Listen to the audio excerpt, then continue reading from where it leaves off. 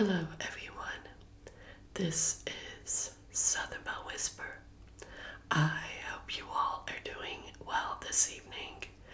It is time for our long-awaited September recap plus work gossip video. In that order, I changed my mind again. I decided I want to get all the deep stuff out of the way, and then we can get to the work gossip, if you guys are okay with that. And also, I apologize to the ones that watched my disastrous first upload. You went to part 1 thinking, yay, part 2, and then I decided to delete it and re-record this video. And I apologize, truly. I was just looking back on it, I was like, this ain't gonna work. So I hope that I make up for it in this video. Okay, so first things first, let's get this out of the way.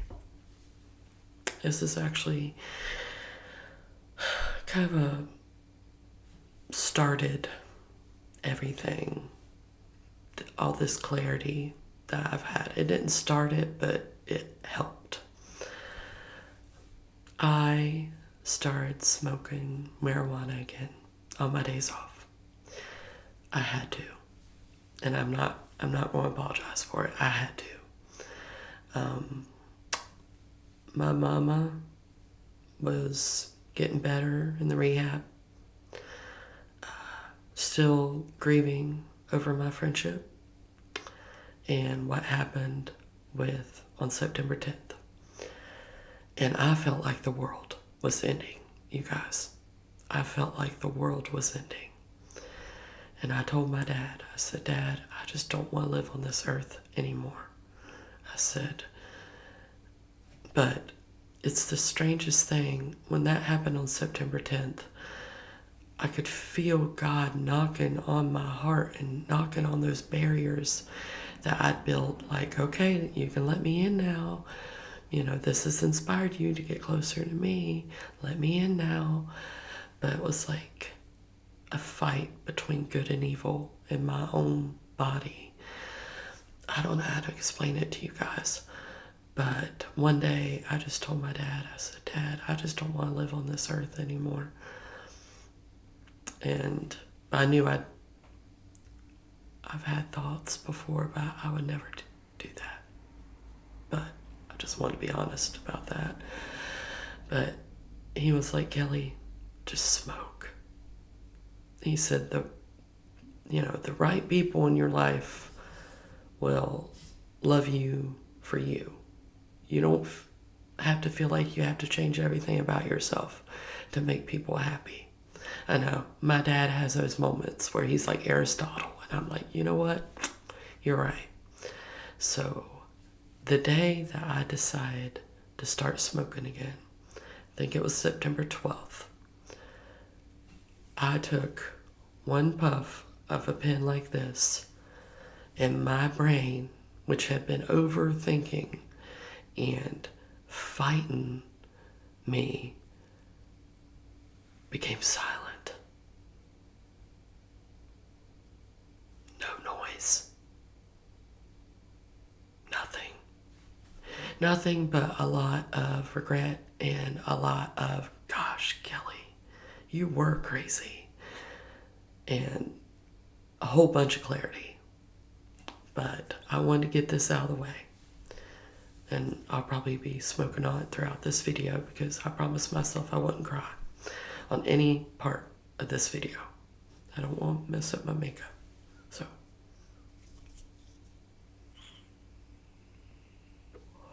try not to choke myself out. Also, something else I changed my mind about is my faith. I need to start out this video talking about my faith. Oh gosh. And with that silencing of my mind, it let God back in. It let, I already want to cry. But nobody's wife ASMR asked me to make scratching, tapping noises. I won't be doing that throughout the whole video, but I promised you I would. So, first I'm going to show you one of my most important books, and then what I've been reading, and then some movies, my favorite religious movies, and movies that just make me think about God every time I watch them. The goosebumps, the feeling of the Holy Spirit, everything. So let's start with the most important. And the light is going to be shining on everything. By the way, this companion journal, this is how this happened. A friend from church had posted this on her Facebook, and she was like, I don't have the Bible that goes with this devotional. Anybody wants it? And that morning, I kid you not, I had wrote in my journal, God, I just want to be a woman after your own heart. An hour later, she posted about a woman after God's own heart devotional journal. So I was like, please, I want it. I want it. I will buy the Bible. I don't have the Bible now, but I will buy it.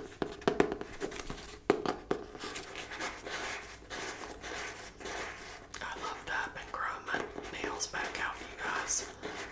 I missed them. So this is a companion journal in which, what day am I on? I need to do today after this video. Let's see what day. Day 57. And for today, it's going to be above average. And I'm studying Deuteronomy. I love Deuteronomy. It's a 365-day Bible reading. So by the end of this year, or not this year, but sometime next year, I should have read the whole Bible. But here is the Woman After God's Own Heart Bible. Look how thick she is. I still have my crazy sense of humor, you guys. God had a sense of humor too. We have to remember that. But like I said, I'm on Deuteronomy right now. I love Deuteronomy. Numbers was hard to get through. I am not going to lie. I'm glad it was a short book in the Bible, because it was just all names and cities, and Christians know how that feels. And then these two books I've been reading with my mother, Paula. My good friend Paula sent me these books. I've also been watching The Chosen, finally. I just finished the first season.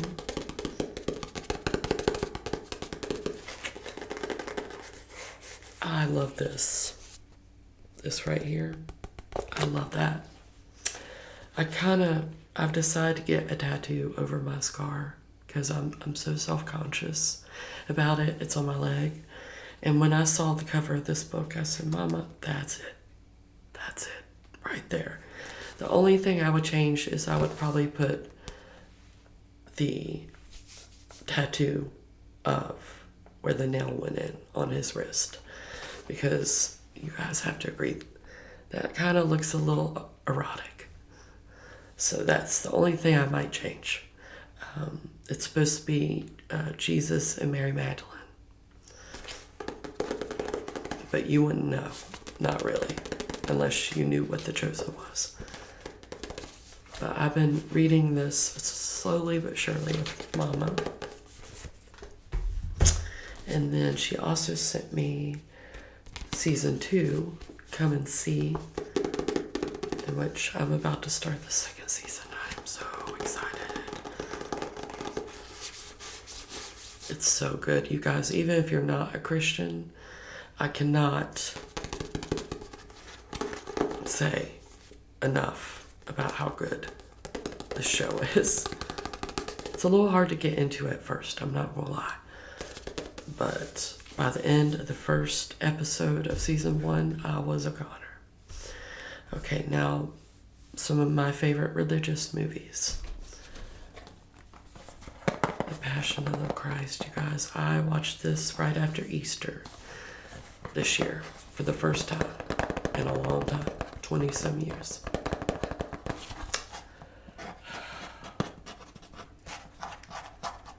This movie, you guys, hits me in such a way because I know it's real. I believe it's real. And it's like a horror movie. One of the scariest horror movies that I've ever known, but the most beautiful.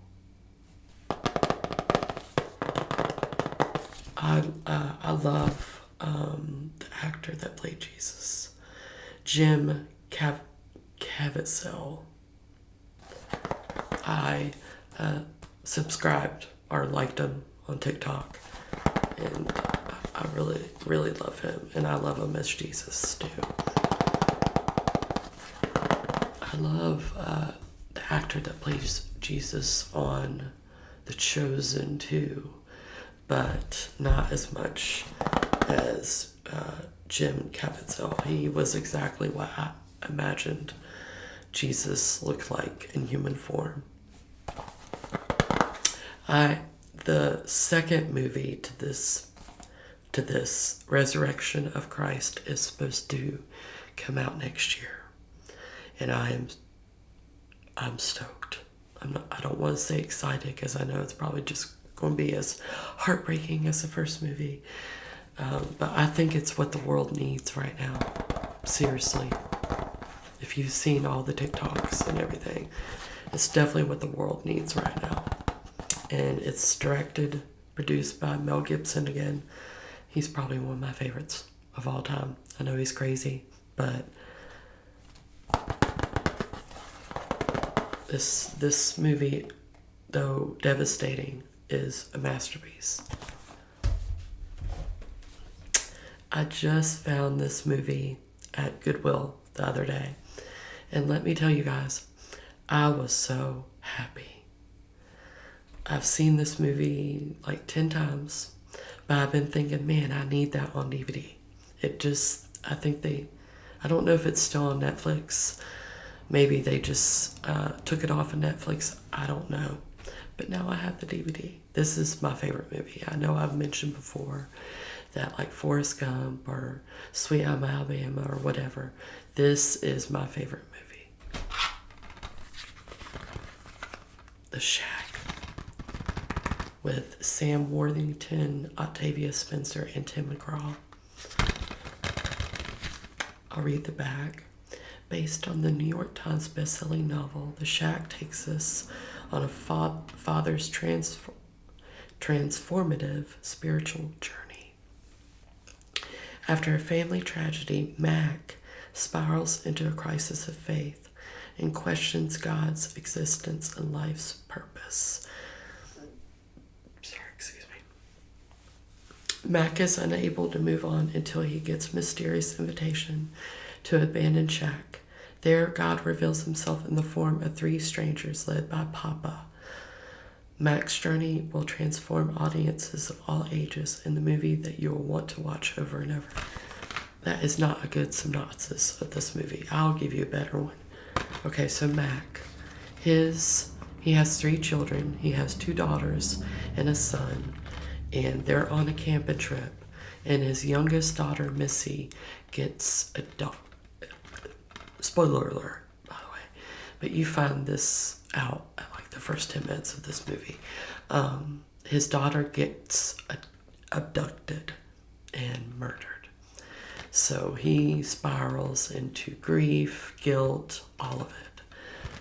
And one day he gets this letter in the mail signed by Papa, and his wife refers to God as Papa. But what I love about this movie and what I believe in is it's God the Son, our Father, the Son, the Holy Spirit. I love that this movie depicts that. I love it. because they don't even really depict that in The Chosen yet. So I love in this movie that they depict the Father and the Son, the Holy Spirit. It's such, oh gosh, this movie, it's so beautiful. It's so beautiful. It's the ultimate story about redemption and letting God, just letting yourself go and letting God hold you and carry you. It's just, oh gosh, I can't say enough about this movie. This one I watched this year. I Still Believe. My mother had watched this movie first, and she was like, you need to watch this movie. It's about Jeremy Camp. But I don't watch that much TV anymore, or I used to not watch that much TV anymore. Sorry, I'm so fidgety. It's a tick. But one night I was like, I'm gonna go ahead and watch it. It was about 7 o'clock. This is a movie that inspired me to buy Melissa Camp's journal. It's the most beautiful journal I have, and I finished it. But this movie is about Jeremy Camp, and he's in college, and he's just starting out. He's been a guitar player his entire life, and he is just, sorry about all the traffic, it's 8 o'clock, people, go home. Sorry. He's going into college because he wants to start writing music, and while in college, he meets and falls in love with Melissa, who is just so about God and a woman after God's own heart that she doesn't give Jeremy the time of day. But of course, it doesn't work out too good in her favor, because they end up falling in love, and there's storms and there's heartbreak, and this movie destroyed me. Watch it with someone. Sorry, I'm supposed to do more tapping than this. I'm tracing and scratching. Watch it with someone, because this movie made me sob for hours. This one I have not, let's check the teeth, watched in a really long time. This is Courageous. It's a Kendrick Brothers movie. My favorite Kendrick Brothers movie is Facing the Giants. But it's been a while since I've seen this. This one I have not seen yet, but I need to. I have a feeling I really need to. I found it at the local pawn shop for 50 cents. Woman, Art Thou Loosed. It has Kimberly Elise in it, who plays, oh gosh, what is her name in the movie? Oh my gosh. Helen? Is it Helen? In The Diary of a Mad Black Woman. I'm pretty sure it's Helen. I'm kicking myself, you guys. But this is based on a play. Follows the life of Michelle Jordan, who was raised in a home of dysfunction and abuse. The years of mistreatment from her mother's boyfriend result in Michelle's entanglement in a world of drugs, prostitution, and imprisonment. Yeah, I definitely need to watch this one soon. This is probably my favorite romance of all time. I love it because it's clean, but it's also romantic, and it's faith-based. And heartbreak, of course. This is my favorite Nicholas Sparks movie as well. I know a lot of you, the Notebook girlies out there, but why do movies always feel like they have to put a steamy, sorry, that's my stomach, it's nerves, you guys, I apologize if that was loud. Why do romance movies these days always feel like they have to put a steamy sex scene in it? for it to be good. Because I grew up watching movies like Sleepless in Seattle, You've Got Mail, all the old black and white movies like The Apartment, Place in the Sun. I hate that movie. I can't believe he died in that movie. Anybody that's ever seen it. I wasn't raised on movies that just felt like they had to put a love scene, a steamy love scene in a movie. And this is one of those movies that it didn't have to do that. And I just love it. Jamie and Landon, such heartbreak. One of my favorite quotes is from this movie. Her love is like the wind. I can't see it, but I can feel it. Okay, we're going to take an easy break.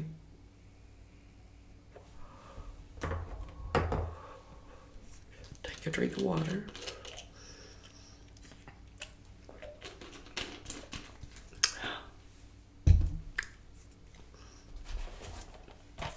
I'm broken.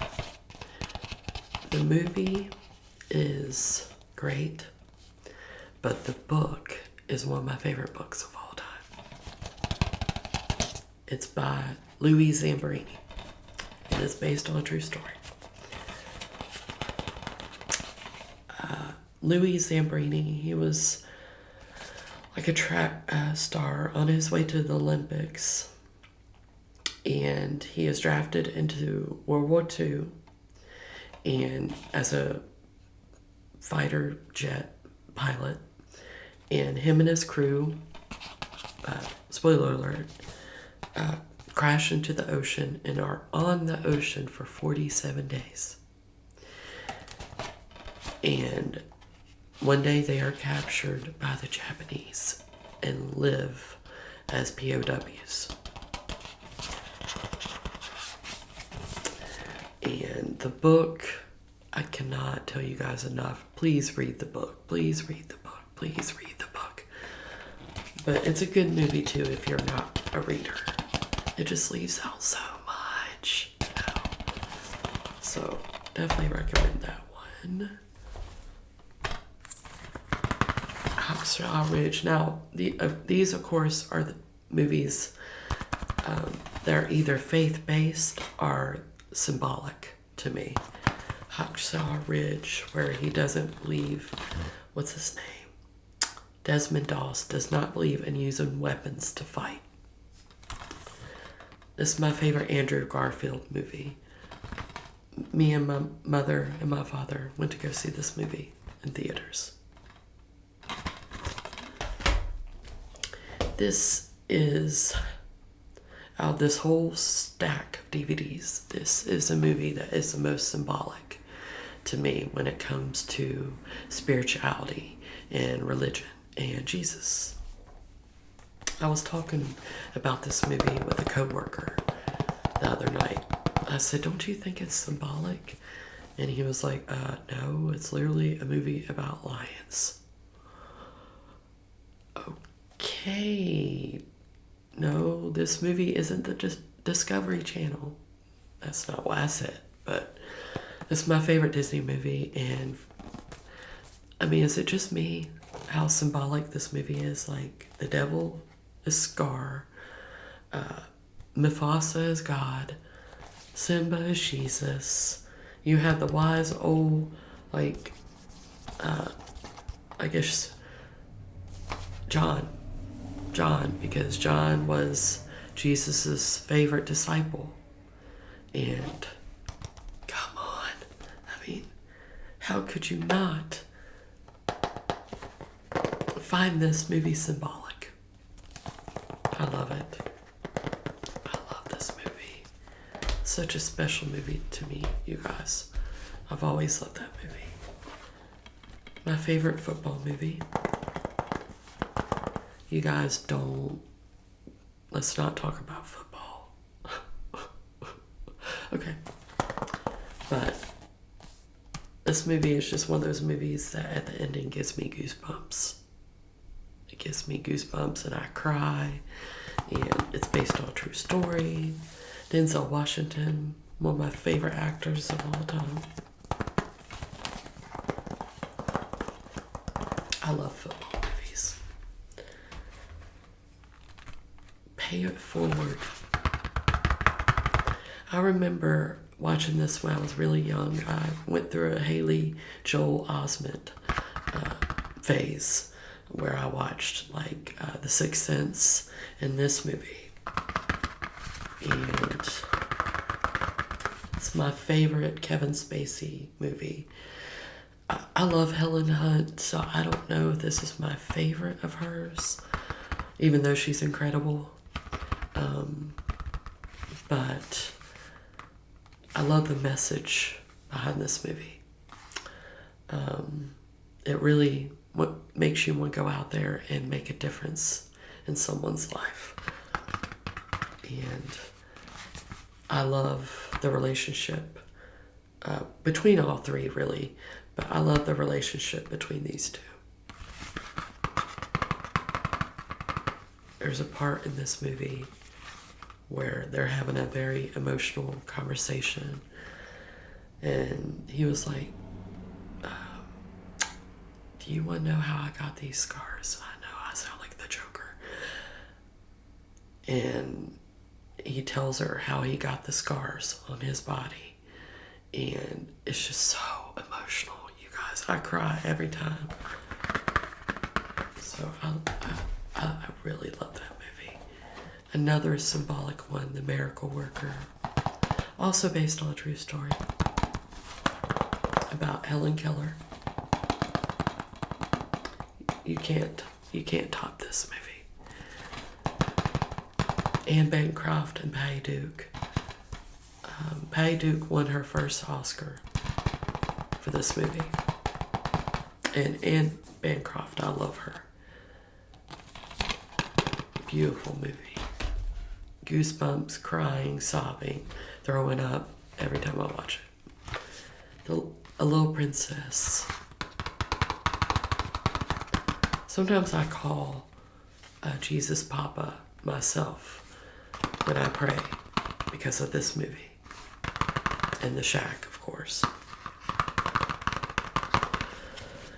The ending to this movie makes me cry every single time. I've always loved this movie. I grew up with this movie. I'll read the back just because it's so special to me. From the beloved classic by the author The Secret Garden. A Little Princess has storytelling magic to unlock imaginations and inspire dreams. Sarah Crewe shares a life of wonder in exotic India with her devoted father. But war draws Sarah's father into the military, and Sarah is sent to a New York boarding school run by strict Miss Minchin, to whom exuberant Sarah is a troublemaker. But with courage, imagination, and kindness, Sarah overcomes her hardships and changes her life and the fortunes of those around her. So Sarah, in the beginning of the movie, she's like high-strung, spoiled, because, she's rich. Her family's rich. But she becomes like a servant girl towards the middle of this movie, and it really humbles her, and it's beautiful. I love that movie. I'm just making sure these don't fall and make a loud noise where I have to make a part 2 again. Okay, Secretariat. I've always loved horses. I think I've only rode a horse once in my life because my parents would be like, you will fall off and break your neck. Yeah, one of my first things on my bucket list is ride a horse. But I've always loved horses. I've always loved like Black Beauty and what other horse movies do I love? I love this one. I love, was it Seabiscuit? I love that one too. It's actually, that movie is based on the book by the same author as Unbroken. But I love Seabiscuit. I haven't watched it in a long time. But, Secretariat. Sorry. I haven't watched it in a long time. But I need to. So that was all my DVDs and my books that I've been reading. Now I'm going to pick up a squishy. I recently bought a butter squishy when I went to Five Below about a week or two ago. And that's something that gave me clarity too. I went to watch The Sound of Music in theaters. And I didn't want to go by myself. This was before the clarity really started setting in. I did not want to go by myself. And so I invited a girl from my church. I wouldn't really call us friends. I mean, my whole church were like a family, but I'd say she's an acquaintance. And I asked her to go if she would like to go, and she said that she'd never seen The Sound of Music before, and how excited she was. But that week, it was right after September 10th and 11th, and I had worked 4 days in a row, and the movie was on Sunday. And even though I got a later showing of it so I could rest at the beginning of Sunday, I was totally tired. And so was she. She was like, this is my first day off in a month. But I did tell her, I was like, if you want to, not go, then just let me know. But that day we went and got Mexican, and then we traveled to a theater I'd never been to before called the Regal Theaters. Nice theater. It's the first time I was going. And while we were in that town, we went to Five Below. And you guys, I was so ready to get out there. This was before I started smoking again. I was so ready to get out there. So ready to get out of that store. But before I left, I bought some squishies. I almost didn't buy this one, but it's butter and it's so squishy. But we went to Five Below, and then we went to the theater, and she was falling asleep the whole time. And I was just tired. I was really tired, and I was very bummed about it because I left right before the best part, when they get together. I left right when she was leaving the house to go back to the Abbey. And she was sleeping, and I was like, can we go home? I just want to go home. I'm tired. And she shot up. I could tell she was ready to go home and rest too. So I gave her an out. But yeah, that was a bust. And it made me realize that I've taken myself to lunch, dinner. I've taken myself out and about, and I've just noticed recently that I like doing things alone. I do.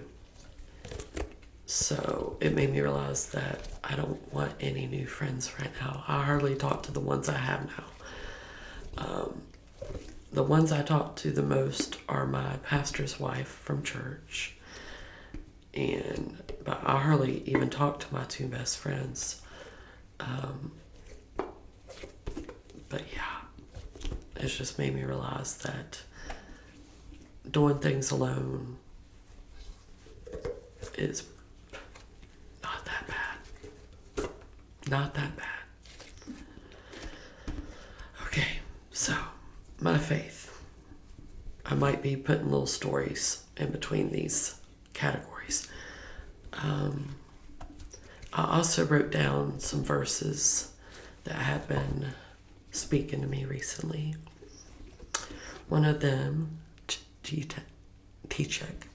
Okay, 2 Corinthians 12:9. My grace is sufficient for you, for my power is made perfect in weakness. I love that one. I love that one.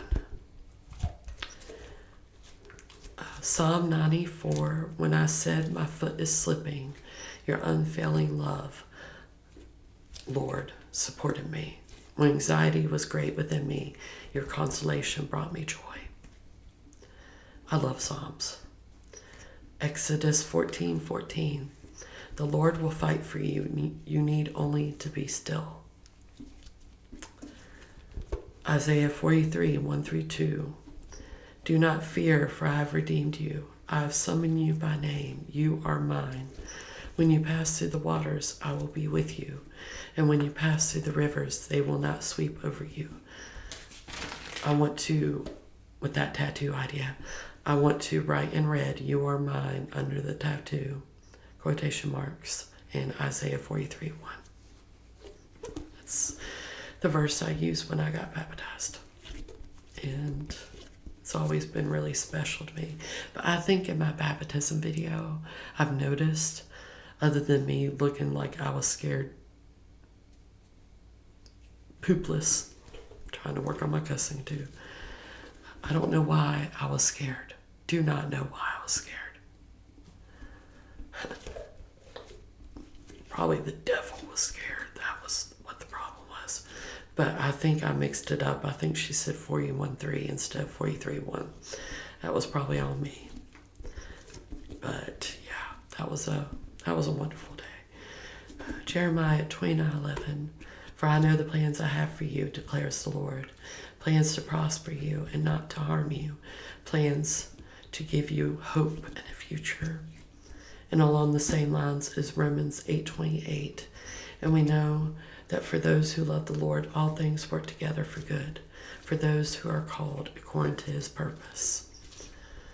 These verses kind of fit hand in hand, because with this clarity came this feeling of, I'm almost 35 and I'm stuck.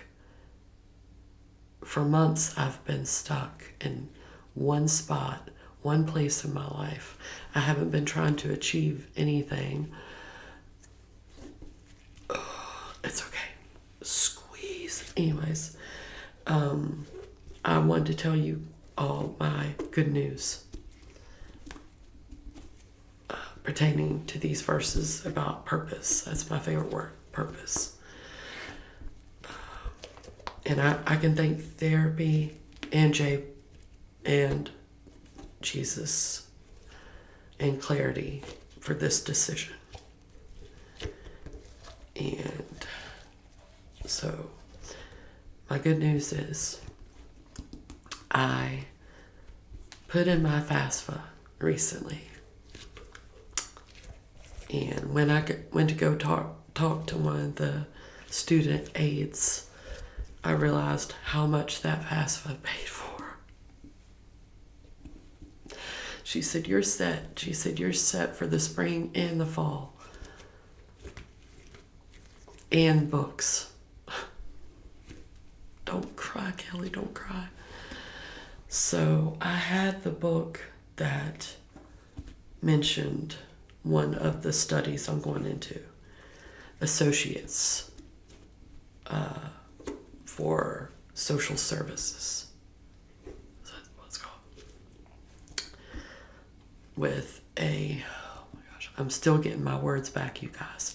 That's something else that quitting smoking took away from me, is I'd be thinking of a word, I'd know the word, and then it would just get lost.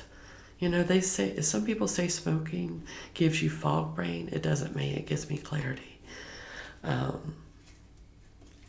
With a major, is that it? With a major in substance abuse counseling. It's a 2-year degree, and they told me that if I chose to take another 2 years after that I can be a bona fide counselor for anything. And so that is what I'm going to do. So by the time I'm 40, hopefully, I will have my counseling license.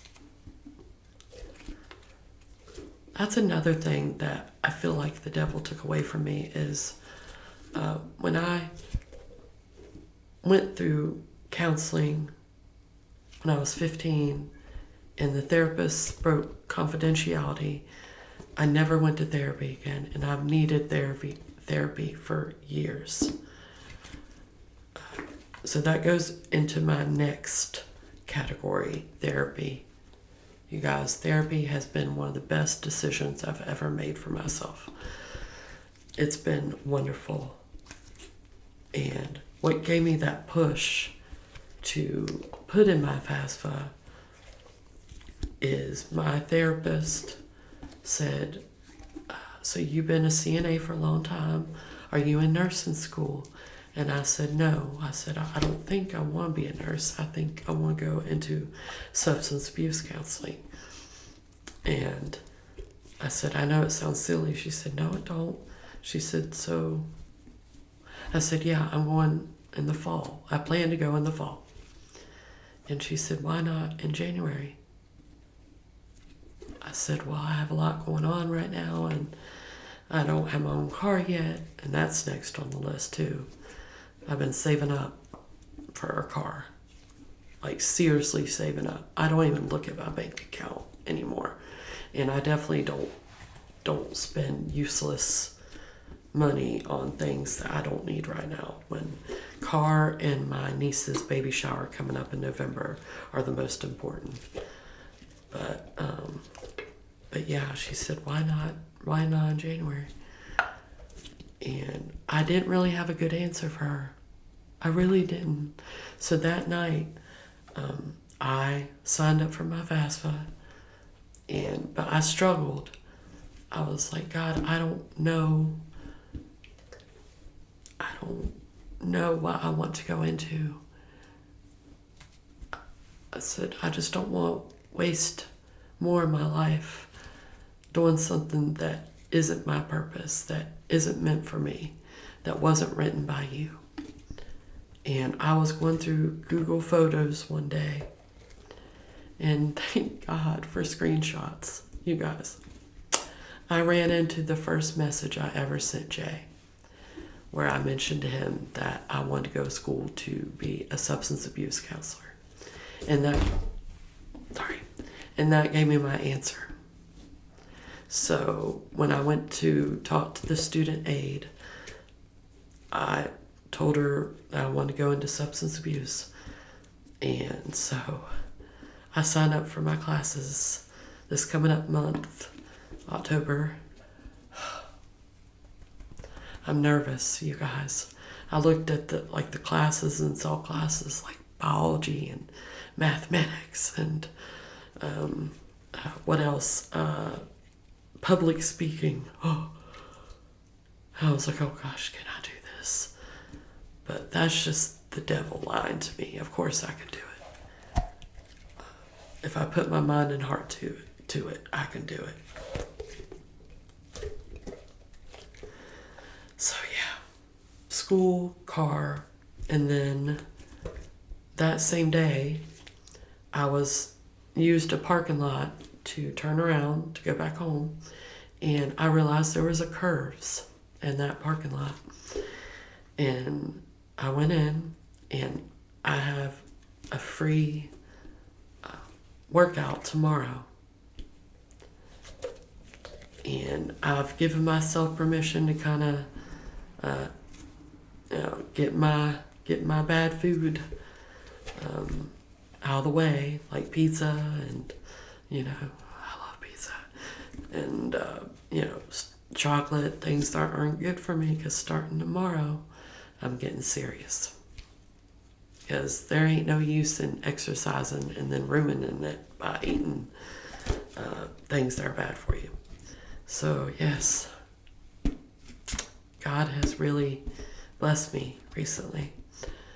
And then Mama, another blessing he's blessed me with, she had sepsis and was very, very, very sick. And this kind of leads into the next talk, which is Jay. But let's talk about Mama a little bit more. She had sepsis and she had rehab for 2 weeks. But you guys, that scared me. It was before I started smoking again. And I thought I was going to lose her. And I felt so much guilt and regret because I've been so up my own butt and worrying about what I was going through that I felt like I'd become blind to the fact that my mother was very sick. She was dying. And when they picked her, the day they picked her up from the hospital, but she's doing great now. She has her bad days where she's weak and she can barely get around, but she has gotten so much stronger. And that she is a walking miracle. And I am grateful that God has given me this time with her. But that is going to take me to my next talk. I went into Five Below just for this, which is Jay. I will say this, the day that they picked her up from the hospital, and I'm not using this as excuses. I feel like everything changed after I quit smoking because I was always overthinking and just being completely delirious and crazy and angry. All those feelings that I'd buried for so long came rising to the surface. And Jay got the blunt force of it. The day they picked her up to go to the hospital, I reached my mad stage. It'd been about 2 to 3 weeks since I talked to him, and I was mad. And I was like, you know what, I'm just going to block him. Because he had deleted me as a friend off of Facebook.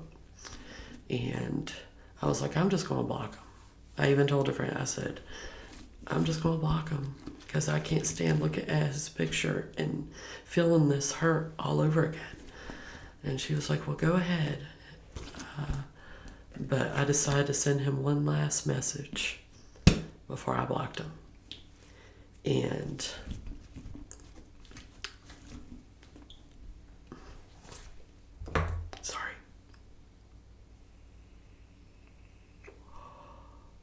so much regret, you guys, so much regret. I thought at the time it was going to be, okay, goodbye message. But I put that in there, that angry part of me that I can't believe he's done this at that time, before I had the clarity. I'm pissed. So I said the one thing that I knew would set him off. I knew it. He told me many times. Our first fight was about this. So I said the one thing in that message that was a lie that I knew would set him off. Because I was worried about him and I wanted to hear from him. And boy, did I. Before I even pressed block, he was calling me. And it was not a happy conversation. It was awful. Absolutely awful. Longest 6 minutes of my life. It was awful. And then I said it again. Then I mentioned this one thing again when I was on the phone with him. And it was like 1 strike, 2 strikes, 3 strikes, you're out. With him. Because he had told me after we had our first fight, he said, Kelly, I don't give people second chances. It's only 1 chance and then you're gone. He said, if I feel like someone doesn't serve a purpose in my life, then I have no problem cutting them off for my own sanity and life. Yeah, it's crazy how much my brain has been in a fog recently. That, smoking has brought to light. But yeah, that conversation was awful. And it was the same day that my mother went to the hospital. And that just... So one day I was finally like, Dad, I'm going to have to smoke. Because I feel like the world is ending. I've made so many mistakes. I have so many regrets. And I said, Dad, I'm just tired. I can't sleep. He said, Kelly, smoke. And I fought with myself because I was thinking, oh my God, do you guys want to know the reason why I quit smoking marijuana to begin with? Hold on. Well, I knew it had become a crutch. I was doing it every day, all day. And plus, talking to David, gosh, idiot. I wanted to quit smoking because I was in la la land about him and was like, yeah, he don't smoke marijuana, so I need to quit. Oh, God. Okay. So I did. I did quit smoking. And then one day, I had a moment where my brother had come over and Jay was coming over, and my brother had brought a edible cake with him. And both my brother and my dad were like, Kelly, come on. But I was so afraid of I was so afraid of David in my church. People at my church finding out that I'd gone back to smoking. And even before I started smoking again, I GBT'd that stuff for days, saying, well, returning to smoking marijuana ruined my sobriety every day. So they were like, come on, Kelly. I never come over. My brother was like, I never come over. I only get to come over every 3 months. And I was like, you know what? Fine. So I took a piece and I gave Jay a piece. And while he was here, it was the best day. While he was here. One of the best days of my life. I will never forget this day. I think I was trying to show him one of my favorite, Angus. And, sorry. This is how my thinking has become, you guys, where it pertains to Jay. He's my family. That's my brother in Christ. And that's something I've realized recently. He's my family. So, but I'm going to rewind in a second and tell you about this memory. I was showing him Angus. My brother and my mom and my dad were downstairs, and I was showing Jay Angus. And I have a deathly fear of wasp. And there was a wasp in my window, and I look at Jay. He's sitting in a chair. I'm sitting on my bed, and I look at him. I said, if you love me at all, you will go and kill that wasp. And in his defense, that wasp was huge. And he was like, my desk was still in my room at that time. And he was like, do you have a fly swat? But doing it, saying it in the way Jay did was just absolutely comic genius. And he was like, do you have a fly swat? Do you have bug spray? I said, no. I said, but I have like 100 books that you can use. Just, just throw it at him. That's what he did. He threw a book at the walls. And I was freaking dying at that point. I was just like tears rolling, just absolutely. And gosh, I love to laugh. So that was a good day. And then me and Mama and I, showed him Everything by Lifehouse. It's a skit. It's on YouTube. It's been around for years. And I didn't know that Jay had never seen it. And we showed it to him. And take into account, he had ate that edible as well. But I could just see the emotion crossing over his face watching that. It's exactly how I felt the first time I watched it. That's my favorite skit of all time. So if you watch anything, please watch that skit. It's wonderful. But we showed it to him, and that night he shared it on his Facebook. So it was just a really, really good day.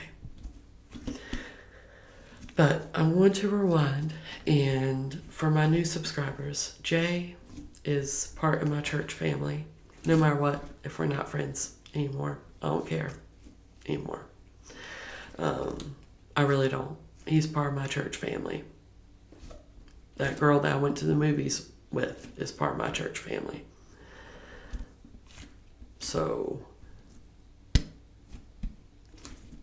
he's always going to be my family. No matter what, I don't care. We don't have to be friends to be family. Jay is part of my church family. And while I was going crazy over David, oh gosh, that makes me sick. Jay just snuck right into my life. I started off, when I started going to my church, sitting in the back, the very back, like darkness back of the church. But I wanted to get closer to, we'll call him D. Do we have to say the whole name? I mean, he's a good friend. I actually really enjoy talking to him sometimes. We talk sometimes, and he's a really good friend, but it makes me sick thinking about what all I did. I started inching closer so I'd be closer to him. I'd be standing right behind him, and then go insane on the nights where he would sit. He had family in my row, and I knew that. And he would, on Wednesday nights, come and sit with his family, which is beside me. So it was like getting front row tickets. Oh, God almighty, Jesus Lord. Okay, it's okay. So that's where I started sitting every Wednesday night. I sit in the front now, you guys. I sit with my pastor's wife and my pastor. I sit at the very front. The Kelly from 3 years ago would never do that. But I sit at the front now.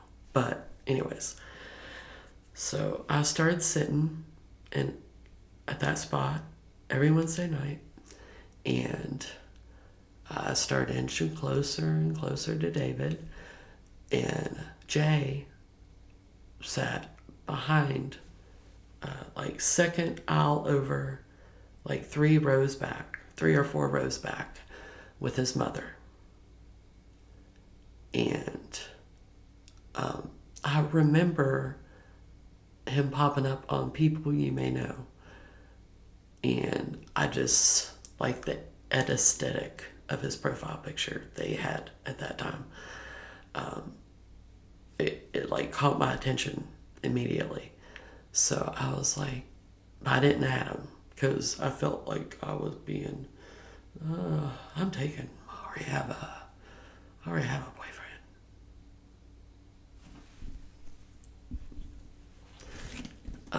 So I didn't add him, even though I had a lot of males from my church on my Facebook. I did not add him. He added me. And there was a day,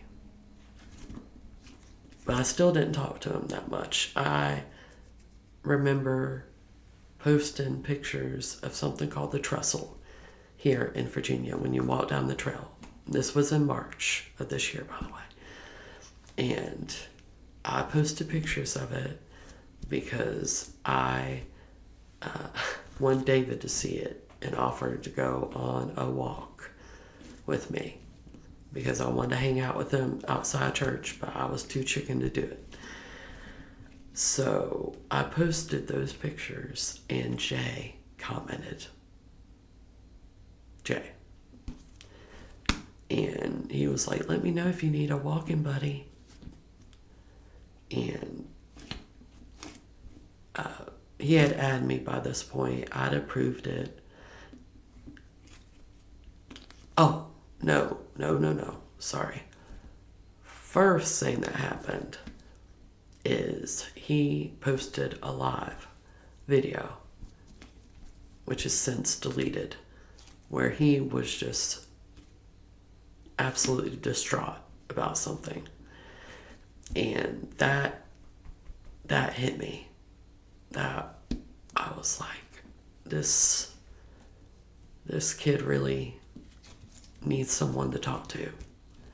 So I messaged him this long message where I mentioned the substance abuse and was just mentioning my brother that passed and just trying to encourage him.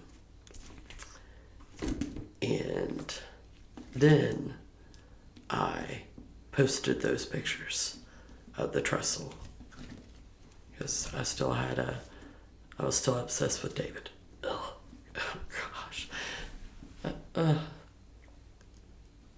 But Jay commented, let me know if you need a walking buddy.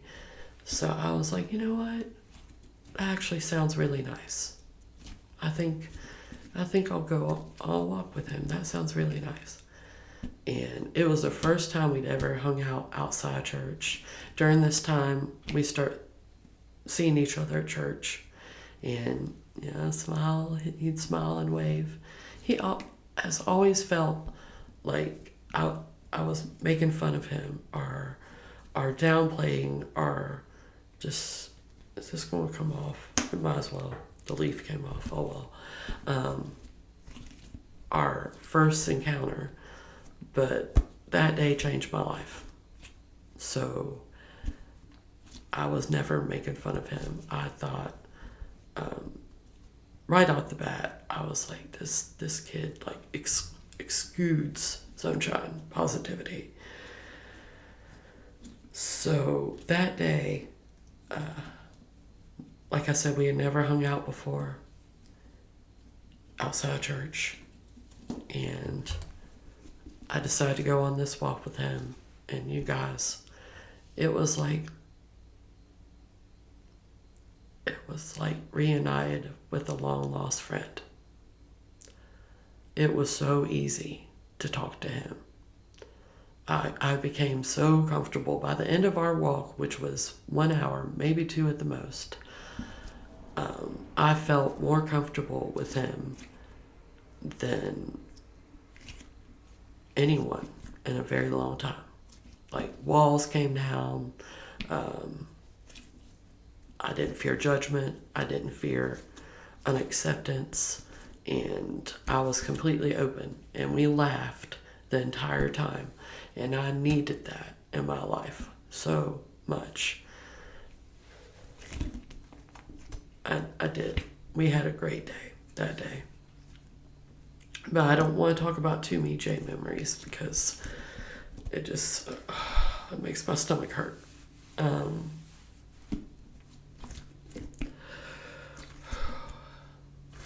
I wish I could be bitter. I wish I could go back before this clarity set in and be bitter towards him. And the devil in my head hasn't helped. Yeah, be bitter. Be bitter. Remember the last words he ever said to you. He ever said to you, he never cared about you. You were just a friend that was easily discardable. That's all you were. You were never anybody special. That's what I heard in my head.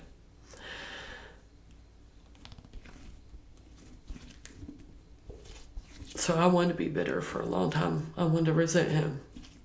Just like I resent my ex. I wanted to resent him.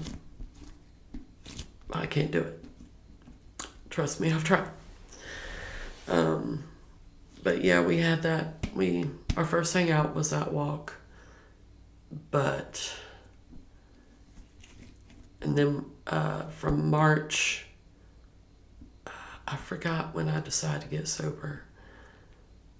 But I think it was in April, and I had that, and he was there for me the entire time. The withdrawals, everything. He was there for me through everything.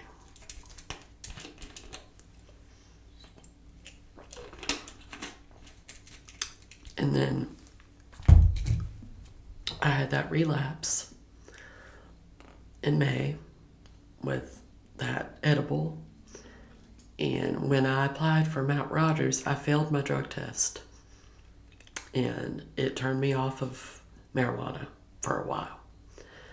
But I realized from May onward, there was something really, really wrong with me. Very wrong. And it changed everything. It changed everything. Like I said, those feelings, that anger, that resentment started bubbling up in me. I was always overthinking. Always telling Jay, like on our hangout days, let me know if anything changes. Because the devil would be whispering in my ear, he ain't coming. He ain't coming. Who would care that much about you? But he never did. Every time we hung out, he was always here. Always. I was sick, you guys.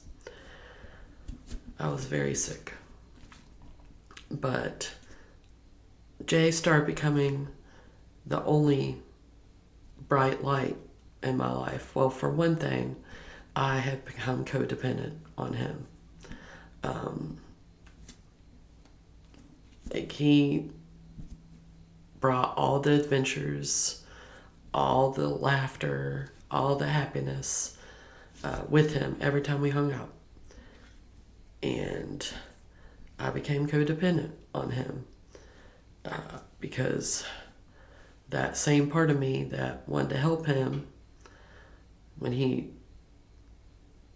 released that live video, that same part of me wanted to make sure, because he shared with me his drug past, and a part of me was like, because Kurt, you guys, my friend Kurt, that passed away at 29 because of drugs. And I remember that day that I found out that Kurt had died. And I know I had PTSD from that day. Because Kurt was, can I talk a little about Kurt? I'm sorry. Kurt, my ex hung out with a lot of drug addicts. A lot. And Kurt did pretty much anything, especially heroin. And so I wanted to hate him just like I hated most of his best friend that passed as well from drugs. I couldn't stand him. But with Kurt, it was like I saw the heart. I saw a kid whose family had turned against him or turned their backs on him because of his addiction. And I just saw a soul to save. And so I kind of took him under my wing and tried to encourage him to stay off of drugs. But at the same time, my ex was an enabler. And they did drugs together, like Molly and weed, of course, pills. So he enabled him. Whether he wants to admit it or not. I forgive him, Lord. I forgive him. I forgive him. Okay. There was a time for 6 weeks that Kurt had gotten a really good job as a cook. He was a really good cook. And everything was going good for him. He was talking to his on and off girlfriend again. They'd been together for 10 years. She was planning on leaving her boyfriend for him. Like, it was a done deal. He was getting his stuff together. And I couldn't have been happier for him. But this really helps me to talk this out with you guys. Thank you. I'm sorry. I'll put a warning that 111. Let's start talking about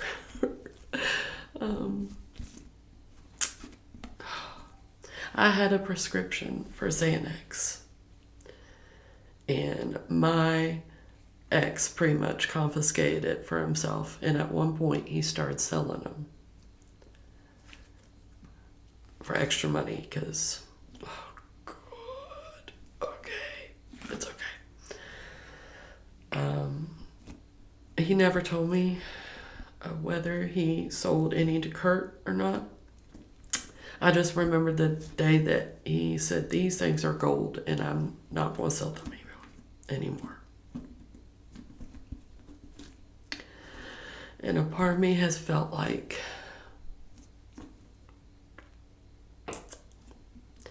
Kurt found a pill off the street. Because, no, it's not because of me. It's not you, Kelly. It's not you. He bought a pill off the street and it was laced with fentanyl.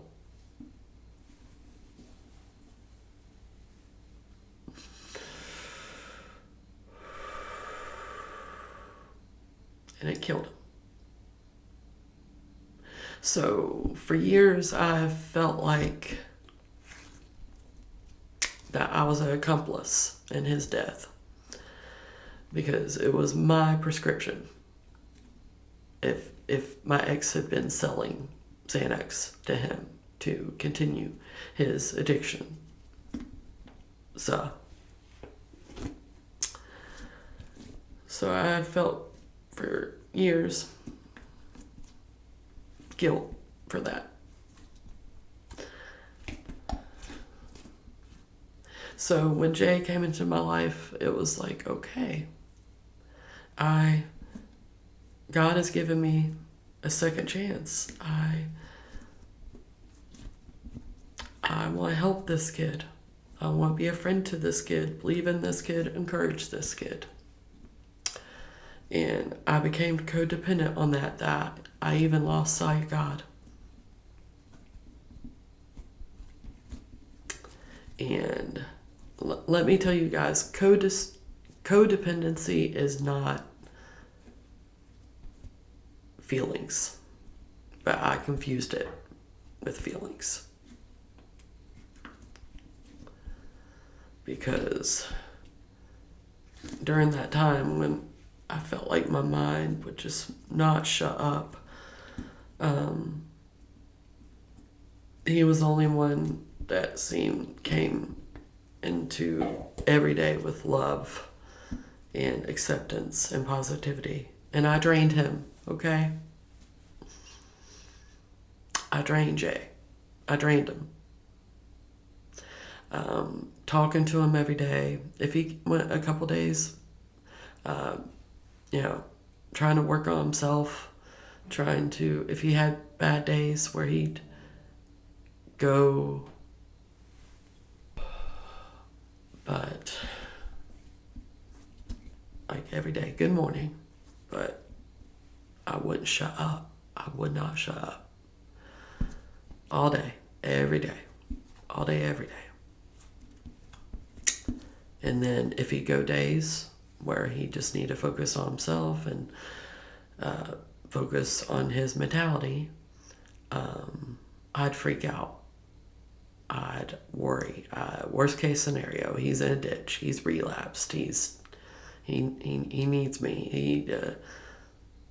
It was awful living a life like that because of my PTSD. So because Jay, he wouldn't really be the one to say, hey, I'm having trouble with my internal struggles and I just need to take some time. He wouldn't say, hey, I just need to take some time. He'd just go silent for 3 days. He'd go silent and I'd worry. Yeah, I know. But thank God for therapy and clarity for making me realize all this. But, and then we started working together. And at the time, it felt like a blessing. But now I realize was a curse. Because being around him all the time, 3 days a week, was not a good idea. Because I started thinking angrily towards him. Like, I started treating him like shit. I'm sorry, but just that one cuss word, I get a jail out free card. I started treating him like shit.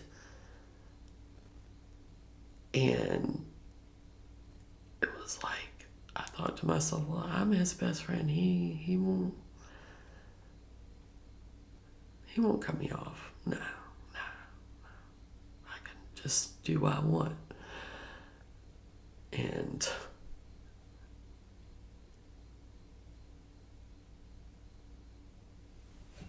I'm not taking the full blame, but I felt it. I felt the pull away, especially when we started working together. I started feeling it. I started feeling that pull away. Like, I would ask him to hang out, and he'd pretend that he didn't even see it. He'd just go to the next subject.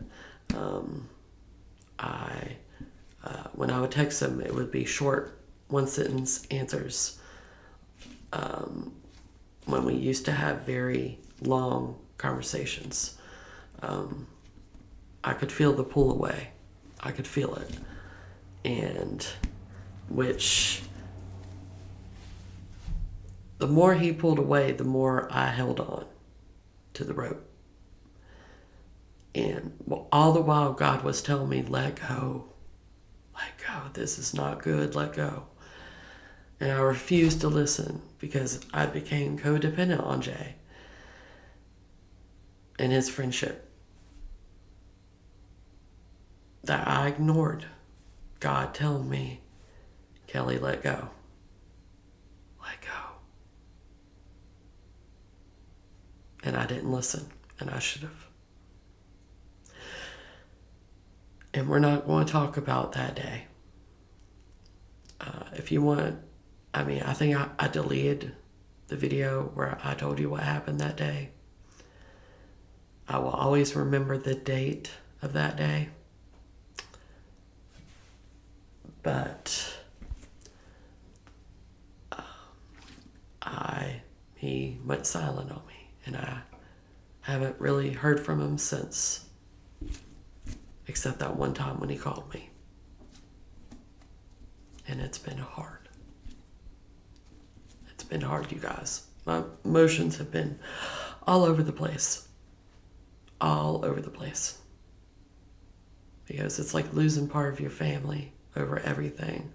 I can't tell you how many prayers I've said.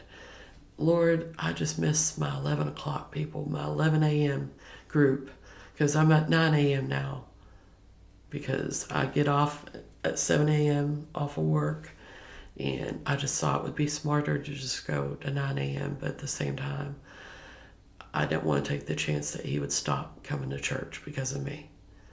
So I started going to 9 a.m. He goes to 11 a.m. And I was like, God, I miss my 11 a.m. people. I go to 9 a.m. and I'm like, who are these people? I don't know any of these people. But I do it out of respect. But it's hard for me to see him too. So it was probably always going to be hard.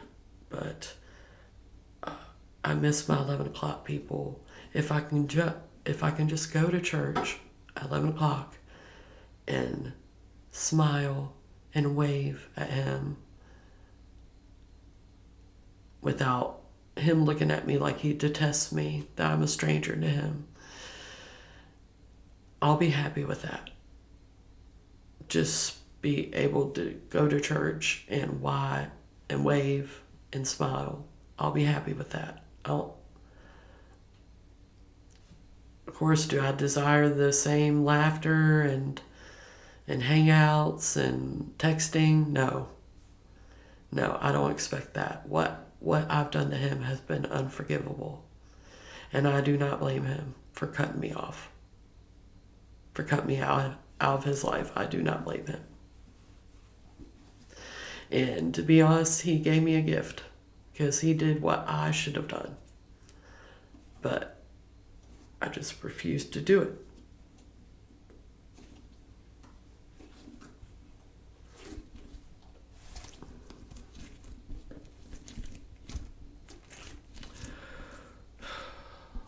But I always, like I said before, I always pray for him. I only want the best for him. Happiness, prosperity. Just, I pray for my whole church family, and I pray for him. And I think a part of me, a small part, is always going to miss him. But I needed this. I needed this to put Jesus back on the pedestal at the forefront of my life. I needed this, and I know that. But I wish things could be different. I truly wish things could be different. And I didn't treat him like he was nothing to me. And he was one of the best friends I've ever had. And I regret it. I especially regret, like, when nurses would see me at work and smiling at my phone. They were like, you must really like this kid if you're going around smiling at your phone like that. So God knows what he heard when he worked with me, what he heard from them. And at the time, I thought oh God, when he went silent, and I look back on those text messages that I sent him after he went silent, after he quit that day I texted him, and I told him I loved him, and I looked like an obsessed maniac. Yeah. I wish I could make different choices, you guys. I wish I could go back and make different choices.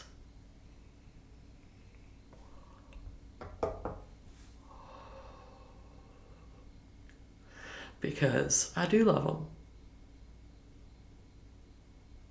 We are all connected as a whole, Christians, by the body of Christ, by God. And he's my family. Jay is my family. And no matter how much he may hate me, or however he feels about me, to me, he's always going to be my family. And he has inspired me. He's been an inspiration to me about not taking life for granted, to make it happen, when he started, see, he wanted to grow. He wanted to better his life. And I wanted to be stuck either in the past or things going on now. Sorry, Jasper just came in. He wanted to grow and better his life. And I was still stuck in the past and whatever else. So negative too. Oh my gosh, I was so negative. On his baptism day, I was negative. And he was like, I was feeling so good. And now I just want to go to sleep, is what he said. I look back at that and I'm like, Kelly, my God. What happened to you?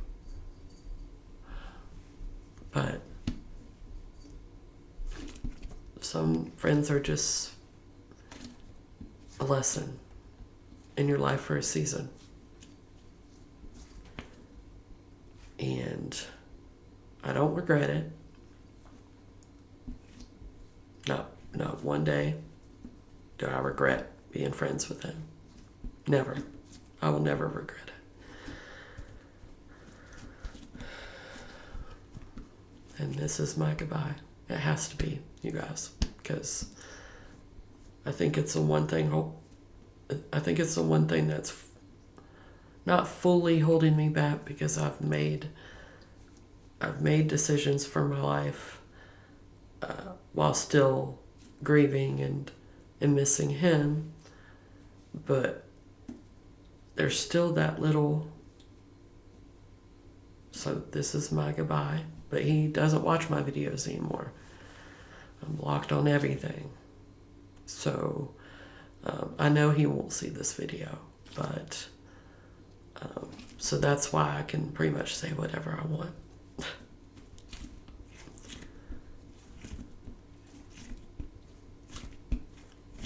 There's so many things I wouldn't have done in my life if it hadn't been for him.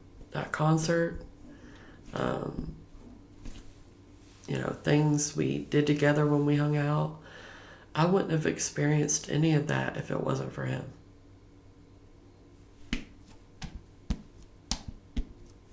So I have to be grateful, you guys. I had to be grateful. I do. I choose to be grateful and be in the realization of how I destroyed our friendship. I mean, nobody's perfect. People have their own underlying issues. But I have to take my part in this too. And not be blind to what I did to ruin this friendship. So I don't avoid those feelings, that clarity of I gotta take responsibility. So that's my J talk. Now let's get into some favorites of the month, shall we? Let's take another.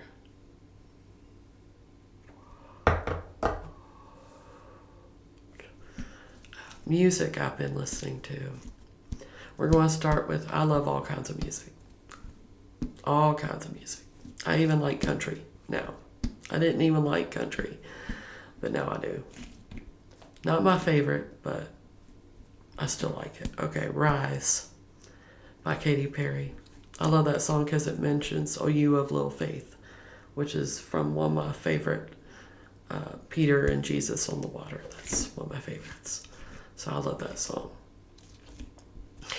The first time I heard, and this is for the month of September, by the way, I remember the first time I ever heard this song on the radio and was listening to the lyrics and looked up the lyrics when I got home. And I was like, I hate this song. For one thing, it's both country and rap, my two least favorite genres of music. But then the second time I listened to it, and the third time I listened to it, and now I love it. I'm obsessed with it. The times where I'm not listening to spiritual music and I hear this song, I turn my radio up and bumping, but All the Way by Big X, The Plug, and Bailey Zimmerman. This song, I'll have to listen to it after this video because I love it. I don't know what it is. Guys, did you hear about Lola Young? Did you hear about Lola Young? I woke up and thought it was a dream. Because I cannot listen to Messy by Lola Young without thinking about Jay and him saying, this is your song. So I don't really listen to that song anymore. But I really like Lola Young. Apparently she collapsed on stage recently, and I really like her as a singer. But of course, Messy is special. But the next song, I don't know what I love about this song. It makes me just want to put it in my ears and work out and make my life better. And it reminds me of my ex. Blue Strips by J.C. Murr. Love that song. Oh my gosh.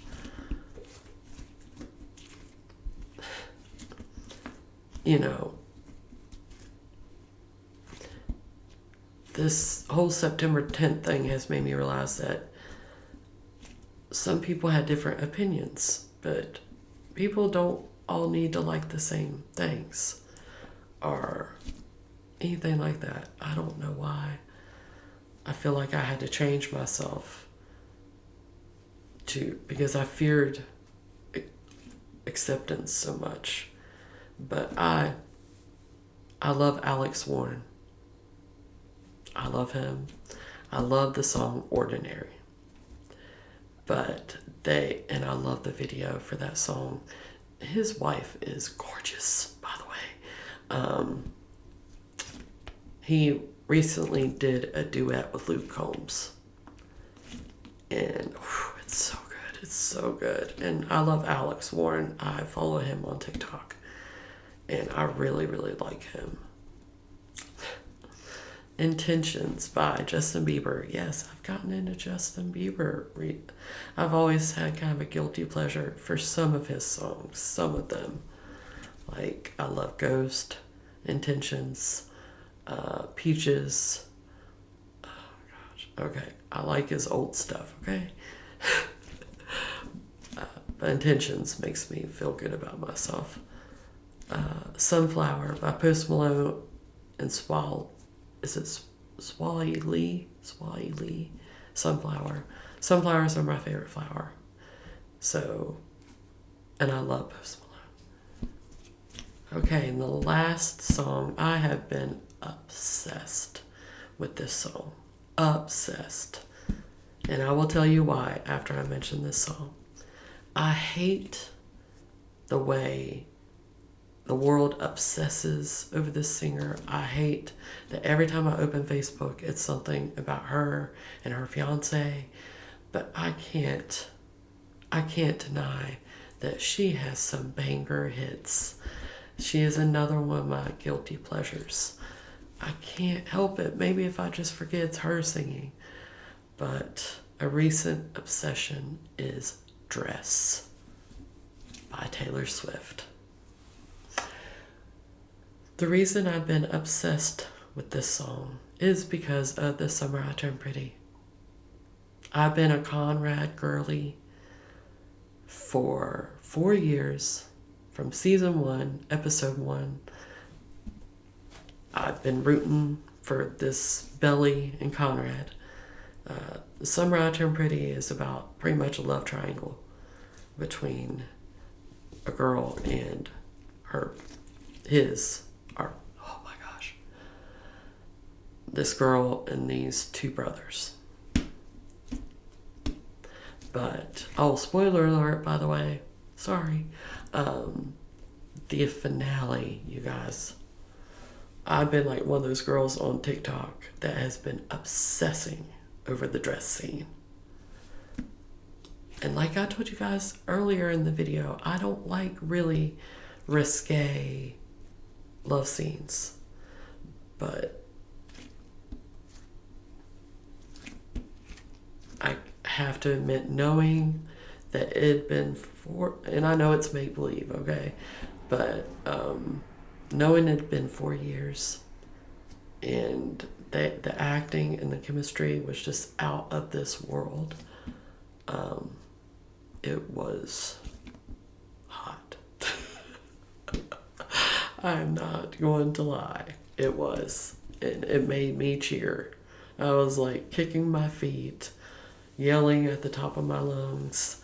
Like I was so happy that she ended up with Conrad. Conrad and Jeremiah. Conrad, she'd been in love with her entire life. I don't know.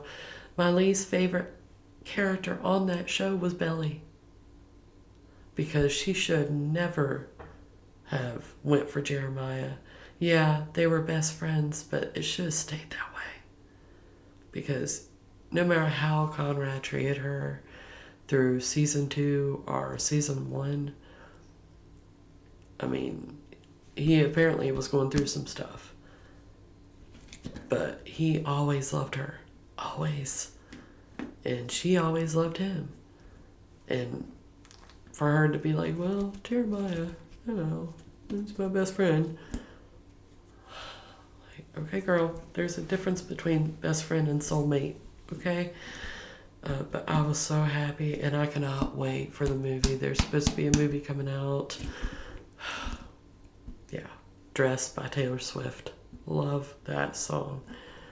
I love just everything about it. Now, Christian songs, been listening to recently. Ben Fuller, Walk Through Fire, Walk Through Fire, Turn, Who I Am. I love Ben Fuller. I've loved him ever since I saw him at that concert. Mercy Me, Even If. That one's a little bit sadder, and I don't listen to it that much anymore. Get Behind Me by Emerson Day. I just listened to this song a few days ago. It was spellbound. Alabaster Box by C.C. Winans. That's one of my all-time favorites. Money Can't Buy by Concord and Co. That song makes me so happy. And I also love the band Consumed by Fire. They sing First Things First and What If. And I really like them a lot. So that's the music and the show that I've been obsessing over, plus The Chosen. Okay, now I gotta put a time stamp in this, so let's wait until it gets to 1:39, and I'll put it in the comments for you guys. Just in case you're just here for the work gossip. Let's get to 1:39 first. I cannot wait to tell you guys the ending to this work gossip. I want to lay that down, and I want to take a drink of water.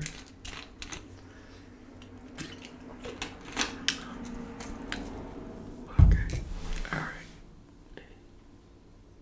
9. Okay.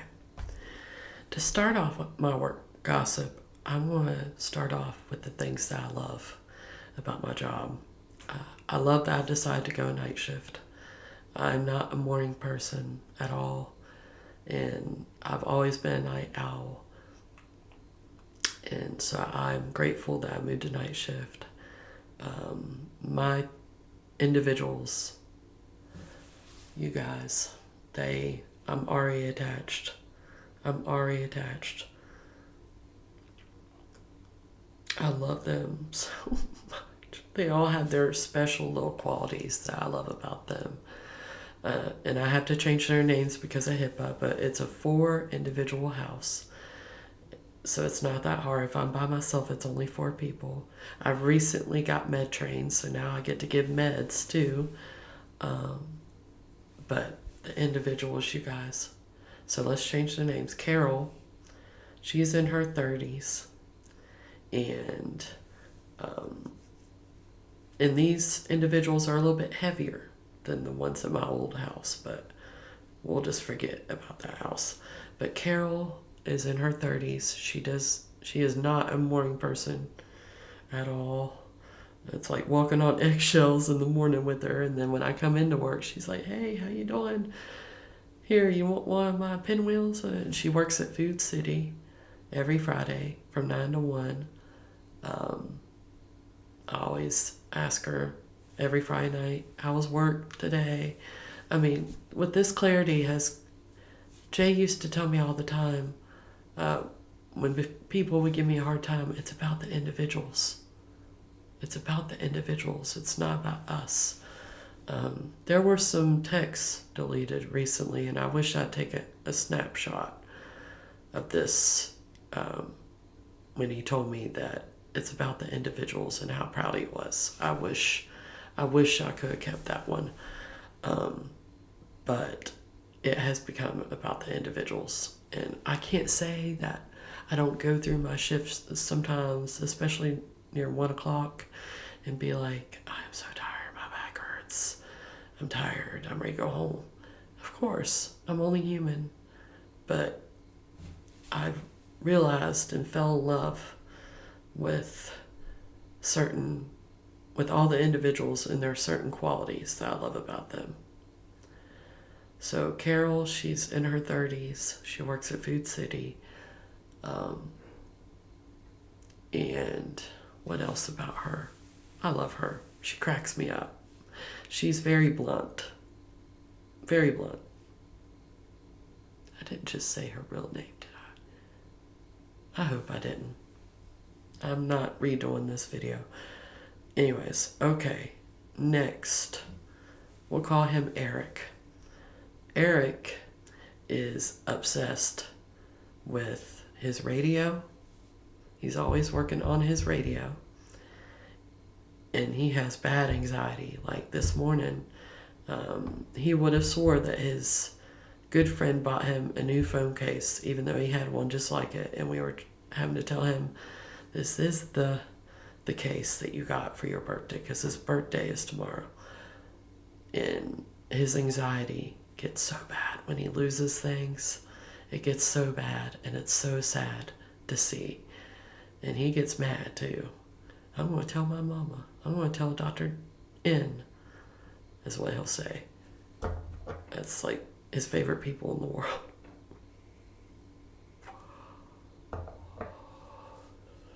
Ethel, she's my heaviest. When I'm by myself, it's kind of a struggle with her. But I realized recently with my newly found sense of humor, my sense of humor, it's different. And I told a joke one night. I was joking, or maybe I wasn't. It's like, "Hi, I'm Kelly. I use comedy as a defense mechanism." But I said something and it made her laugh. And I was like, okay. So now, every time I take care of her, I say something that makes her laugh, and it makes me laugh. And everything is all right. Everything is just positive, and I don't even focus on her, how heavy she is or anything when we're laughing. And she's a Christian too. And I can't even pick out a favorite. Don't ask me to pick out a favorite. But this one, I have a special place in my heart for this one. We recently acquired him. We'll call him Bruce. Bruce has cerebral palsy. He lives in a wheelchair, and he's been this way his entire life.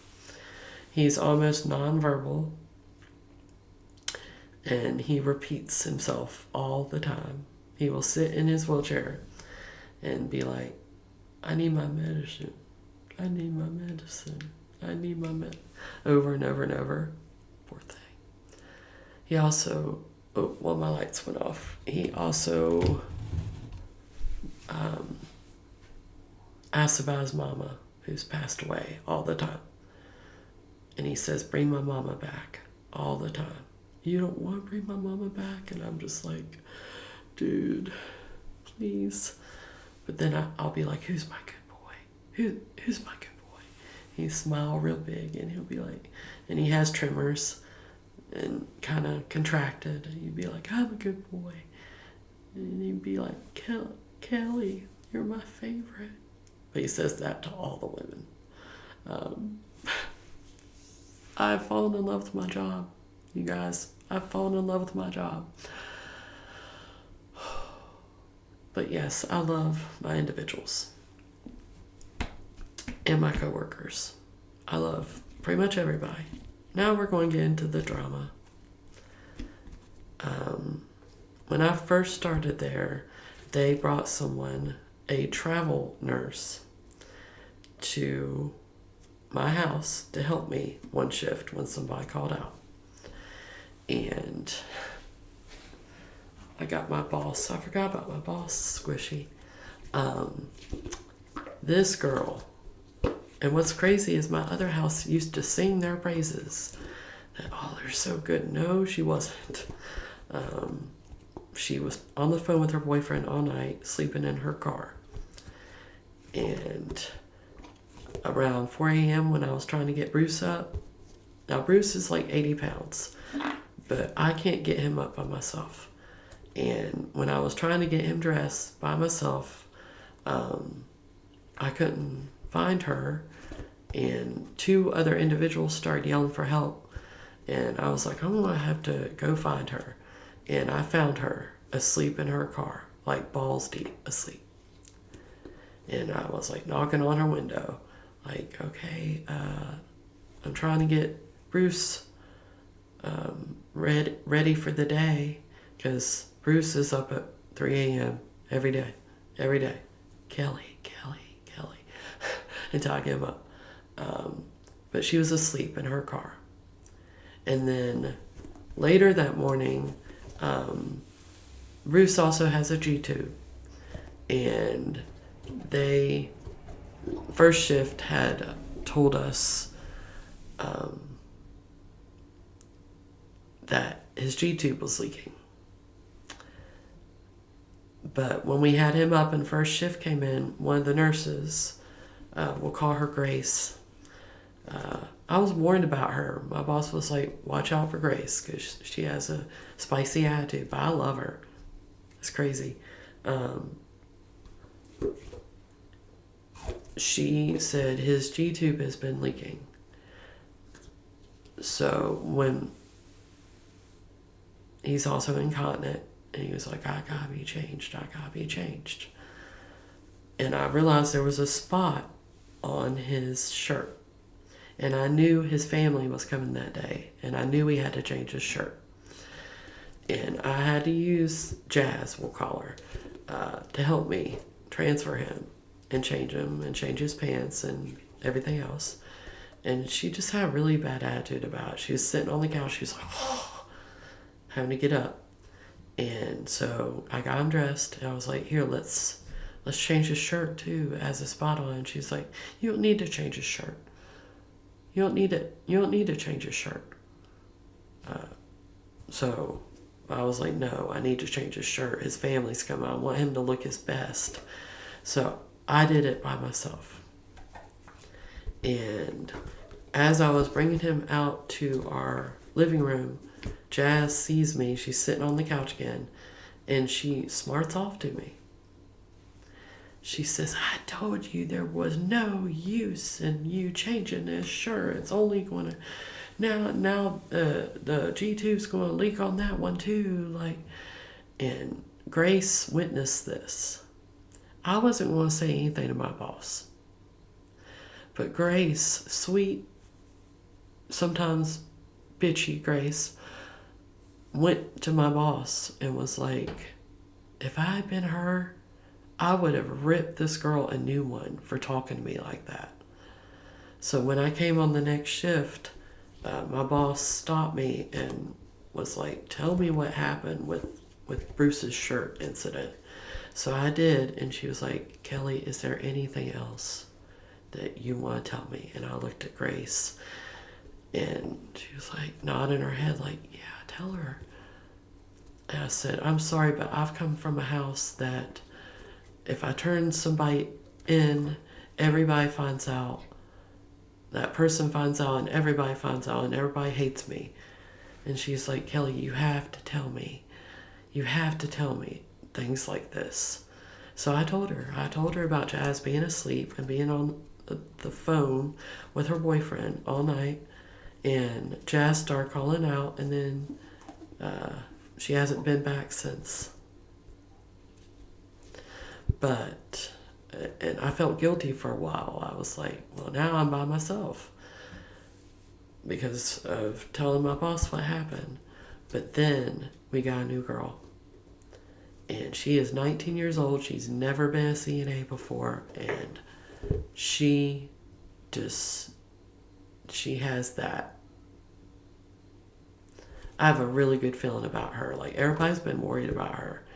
And I've been telling people I have a really good feeling about her. She was shy in the beginning, but then her humor started coming out, and she started getting more comfortable. And I get to train her, but she just has automatic compassion. So I lost Jazz, but I gained, we'll call her Katie. So I can't be mad at it. And the last thing I'm going to end this video with is this incident that I told you guys about. I tried to do an August work gossip for you guys, but I looked back at, and I was like, oh, no, they don't want to hear all that TMI. But I'll give you a little synopsis without going into much detail. I've also worked with two of the guys from my old house. We'll call them Trent and Jason. And I have mentioned when they ask, well, first they'll ask about Jay because they worked with him too. And then they'll ask if I ever miss this house, and I'll be like, no, that's when my friendship fell apart, and that's when Jay saw parts of me that, for one, were not me, and for two, I never want him to see. Ever. And plus that whole group text thing, because I wasn't part of the group text at this point because I was leaving. So they had taken me off a group text. And Trent and Jason were like, what are you talking about? What day was this? When I told them what the group text pertained to, I would tell them, and we'll get into that. They'd be like, what day did you say this was? They'd be like, what are you talking about, Kelly? You mean the text about all of us chipping in and making sure the bathrooms are clean because one of the individuals... Now, this place had 4 bathrooms, okay? 4 bathrooms. 3 individual bathrooms for the patients and 1 employee bathroom. They're like, are you talking about the patient's bathroom that they found stuff on? And they group texted us to tell us that we need to do a better job cleaning. And I was like,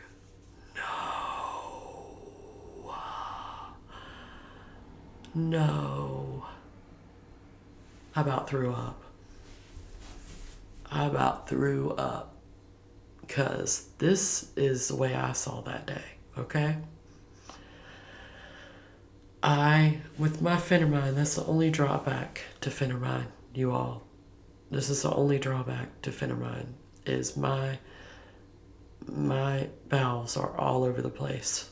I can go weeks, even a month without that. So they've just been all over the place. And that day was a very bad day. And I had used I don't like toilet paper. And I had used a wet wipe that was in the bathroom. And I heard somebody calling my name. They said, "Did you see where Kelly went?" Or Kelly. Maybe it was just my name. I tried to forget about that day. And so I started hurrying, and I threw the wipe in the trash can, washed my hands, and went out to see who needed me. An hour later, I go by this bathroom, and I hear the nurse say, "The door's open." I hear the nurse say, "I'm going to grab the trash." It was the end of the shift. She said, "I'm going to grab the trash while I'm in here." And she moved the trash can with her foot. And I realized that wipe did not go in the trash can. I heard the swoosh and everything. I thought it had gone in the trash can. No, it went behind the trash can. So when she moved that trash can with her foot, that wipe pretty much looked like I was trying to vandalize that bathroom. So I hear her go say, "Oh my God, who did this?" And I realized that it had been skirting across the floor, and I was horrified. I was like, "I'll clean it for you," without saying it was me. I was like, "I'll clean it for you." And she was like, "No, it's okay. I have some time, but I just really like to know who did it." But I still didn't tell her until 30 minutes later. Jay comes by, and he was like, "Did you hear about the bathroom?"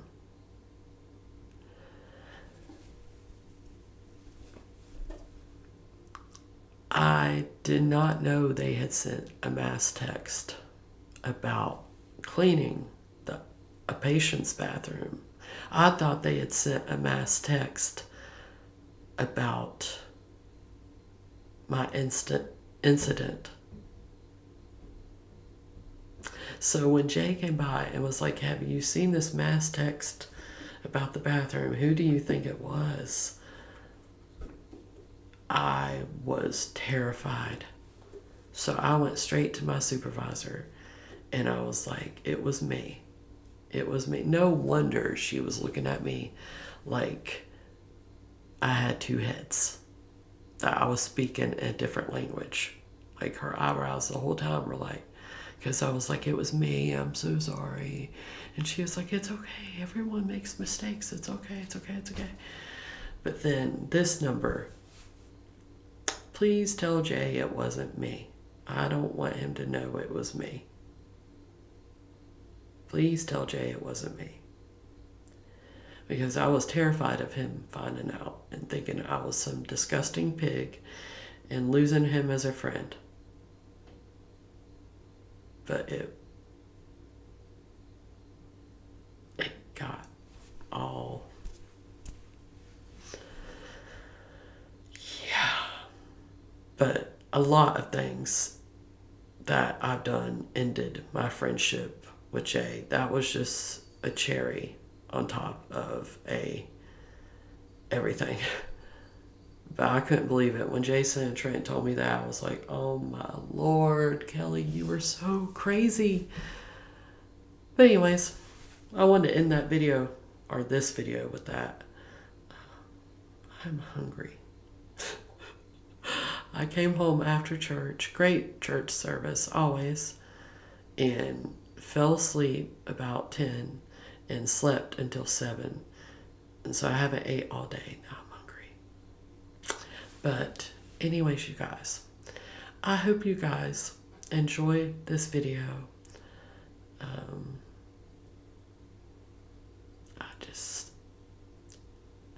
I hope, I pray, and I believe that from October, November, December are my favorite months of the year. And I pray that this clarity continues, that my faith in the Lord continues to grow, and that I keep fighting for myself. That's what therapy has done too. It has made me realize that I love others, but I don't love myself. I beat myself up. You guys have seen it. So, I'm ready, you guys. The events, I know we're in the last days. I know that I have just a certain time on this earth to make my life better and be a light for other people. I want to be a vessel. I am a vessel.